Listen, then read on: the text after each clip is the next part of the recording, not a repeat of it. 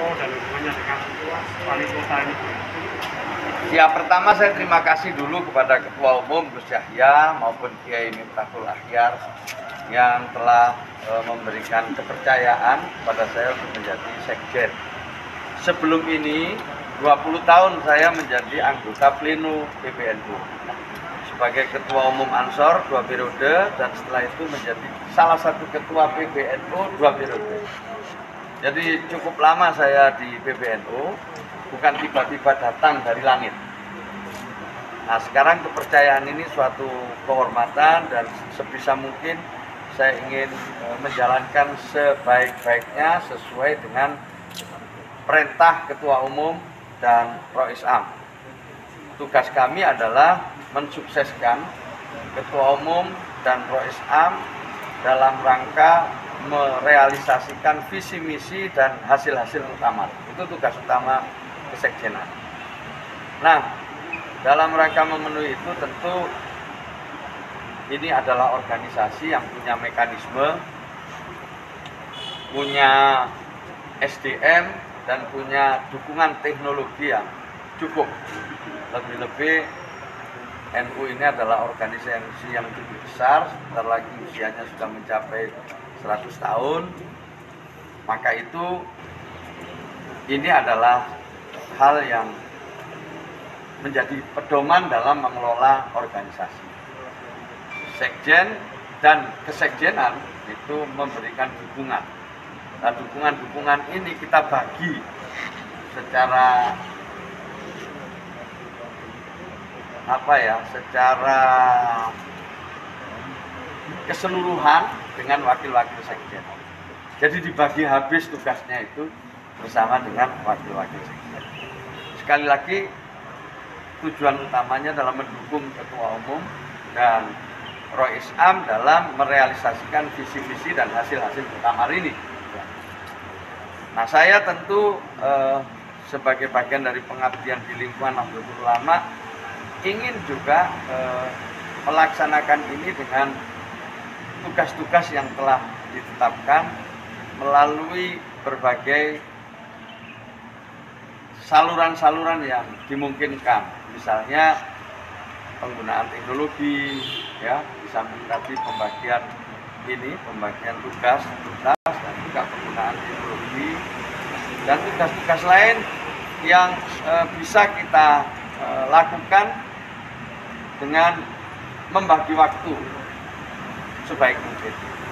Jadi tanggung jawab saya sebagai wali kota akan saya tunaikan sebaik-baiknya. Saya dengan Mas Adi sudah bicara banyak, ya tidak hanya karena ini saja, tapi hampir tiap hari kita bicara bagaimana kita berbagi tugas untuk mengambil kebijakan, kemudian merealisasikan program berpedoman pada RPJMD kita. Jadi insya Allah kita akan bisa berbagi tugas, dan ini sepenuhnya tentu kita akan mengikuti nanti arahan ketua. Kira itu. Terus? Ya, penegasan tentang kegelisahan warga kota terkait dengan ini bagaimana sebenarnya? Kenapa? Tidak fokus pada proses pelayanan sebagai wali kota. Tidak fokus gimana ya, bisa fokus lah. Ya, bisa fokus ya. Bisa fokus insya Allah, nggak ada masalah dengan soal itu, nggak ada masalah. Oke. Jadi kita untuk pembangunan di Kota Pasuruan sudah tuntas semua, alhamdulillah, bukan semuanya, tapi paling nggak hal-hal yang prinsip itu sudah tuntas, misalnya RPJMD, kemudian RT RW, ya, dan hal-hal lain yang menjadi bagian dari proses pembangunan di sini. Kita penuhi semua, alhamdulillah sudah tuntas. Tinggal sekarang ini memasuki tahun kedua saya dengan Mas Adi ini merealisasikan program sesuai dengan RPJMD kita. Nah, ini yang sekarang sudah kita fokuskan, jalan semua, prosesnya jalan semua, tidak ada yang tidak jalan. Kalau misalnya kita nggak bisa ketemu secara fisik, kita bisa dengan Zoom.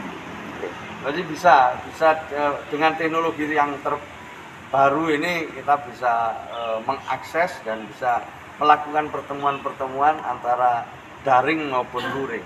Jadi alhamdulillah. Jadi insya Allah nggak akan mengganggu kerja kita.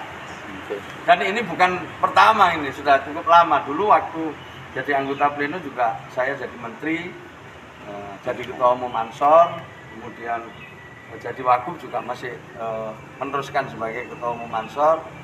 Ya. Setelah itu saya jadi wali kota juga selama ini jadi salah satu ketua PBNU.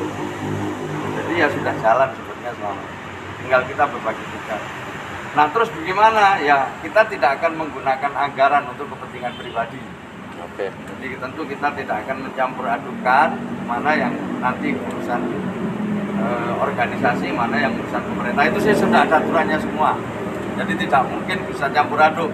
Jadi nggak mungkin itu. Jadi karena ada aturannya, ada ketentuannya, ada pasal-pasalnya. Ya, yang ini perlu diketahui oleh publik. Jadi kalau saya ke Jakarta misalnya urusan PBNU tidak ada kaitannya dengan jabatan wali kota ya tentu tidak bisa. Tapi kalau ada ya kan gitu, itu sudah ada aturannya semua. Jadi tidak perlu dikhawatirkan. Oke, cukup. Atas program yang akan dijalankan di tahun 2022 ini, khususnya untuk pemerintah Kota Pasuruan. Ya, pertama dengan eselon 3 dan eselon